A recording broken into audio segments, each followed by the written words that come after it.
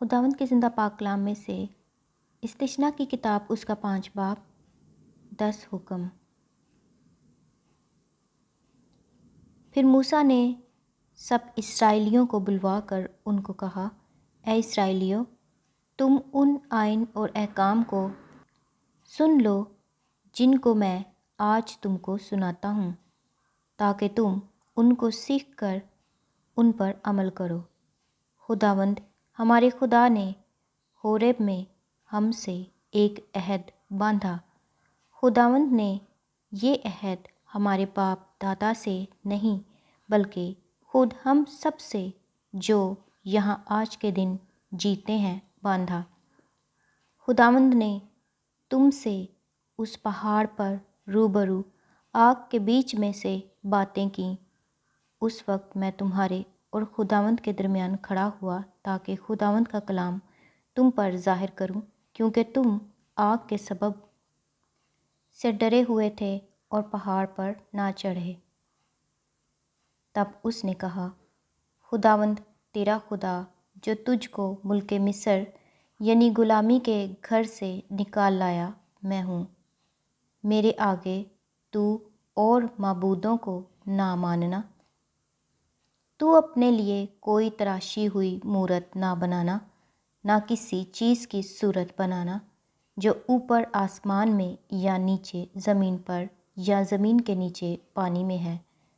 تو ان کے آگے سجدہ نہ کرنا اور نہ ان کی عبادت کرنا، کیونکہ میں خداوند تیرا خدا غیور خدا ہوں، اور جو مجھ سے عداوت رکھتے ہیں ان کی اولاد کو تیسری اور چوتھی پشت تک باپ دادا کی بدکاری کی سزا دیتا ہوں، اور ہزاروں پر جو مجھ سے محبت رکھتے اور میرے حکموں کو مانتے ہیں رحم کرتا ہوں۔ تو خداوند اپنے خدا کا نام بے فائدہ نہ لینا، کیونکہ خداوند اس کو جو اس کا نام بے فائدہ لیتا ہے بے گناہ نہ ٹھہرائے گا۔ تو خداوند اپنے خدا کے حکم کے مطابق سبت کے دن کو یاد کر کے پاک ماننا۔ 6 دن تک تو محنت کر کے اپنا سارا کام کاج کرنا، لیکن 7واں دن خداوند تیرے خدا کا سبت ہے۔ اس میں نہ تو کوئی کام کرے، نہ تیرا بیٹا، نہ تیری بیٹی، نہ تیرا غلام، نہ تیری لونڈی، نہ تیرا بیل، نہ تیرا گدھا، نہ تیرا اور کوئی جانور، اور نہ کوئی مسافر جو تیرے پھاٹکوں کے اندر ہو، تاکہ تیرا غلام اور تیری لونڈی بھی تیری طرح آرام کریں۔ اور یاد رکھنا کہ تو ملک مصر میں غلام تھا، اور وہاں سے خداوند تیرا خدا اپنے زور آور ہاتھ اور بلند بازو سے تجھ کو نکال لایا۔ اس لیے خداوند تیرے خدا نے تجھ کو سبت کے دن کو ماننے کا حکم دیا۔ اپنے باپ اور اپنی ماں کی عزت کرنا، جیسا خداوند تیرے خدا نے تجھے حکم دیا ہے، تاکہ تیری عمر دراز ہو، اور جو ملک خداوند تیرا خدا تجھے دیتا ہے اس میں تیرا بھلا ہو۔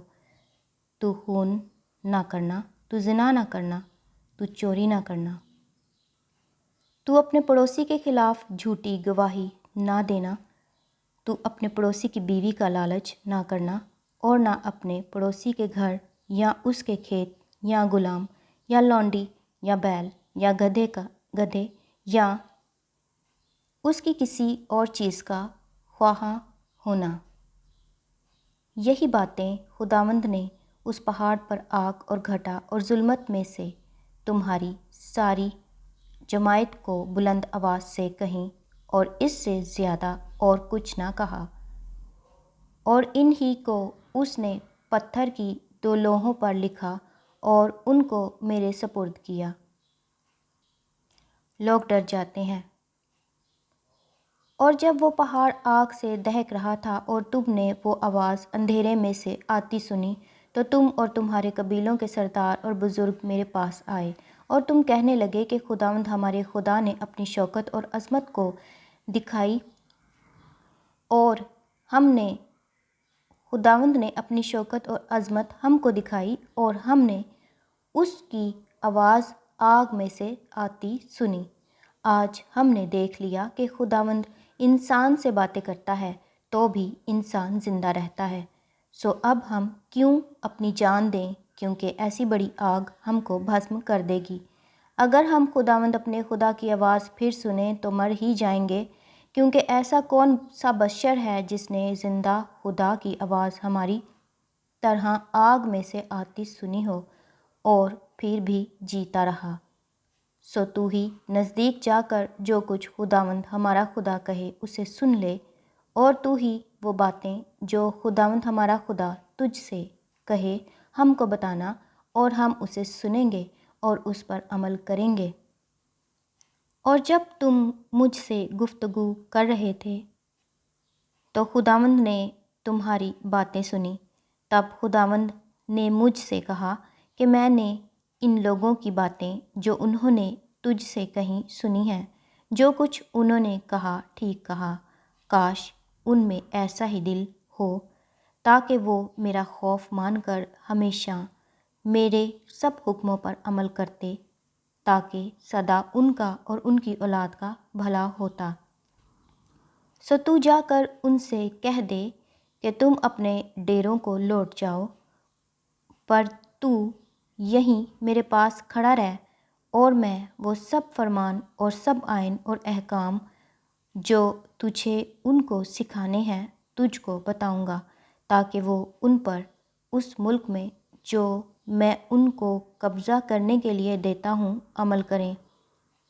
سو تم احتیاط رکھنا، اور جیسا خداوند تمہارے خدا نے تم کو حکم دیا ہے ویسا ہی کرنا، اور دہنے یا بائیں ہاتھ کو نہ مڑنا۔